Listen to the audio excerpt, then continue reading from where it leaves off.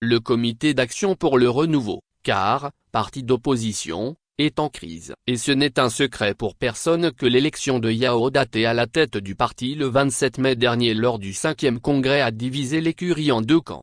La mouvance conduite par Nador Ouku refuse de reconnaître l'élection de Robert Yao Daté pour présider le parti. Jean Kissi, dans une récente interview, avait laissé entendre que ceux qui ont participé au hold-up du 27 mai dernier et procédé à l'élection de Robert Yao Daté, ne sont pas des héritiers légitimes du CAR. Ce sont des gens que nous avons acceptés parmi nous, avait-il déclaré, avant d'ajouter, le CAR que vous devez reconnaître, c'est le bureau de la transition mis en place le 30 avril. Justement, ce bureau de la transition composé en majorité d'Ouku Nador, premier vice-président du bureau de la transition, d'Akosi Waime, deuxième vice-présidente, de Jean Kissi, secrétaire national, d'Akomabu Kondo, chargé de la communication, d'Ama Voro, trésorière générale, de Zutona, premier conseiller d'Abdoulrahim Tchassanti, deuxième conseiller, a décidé de porter l'affaire en justice.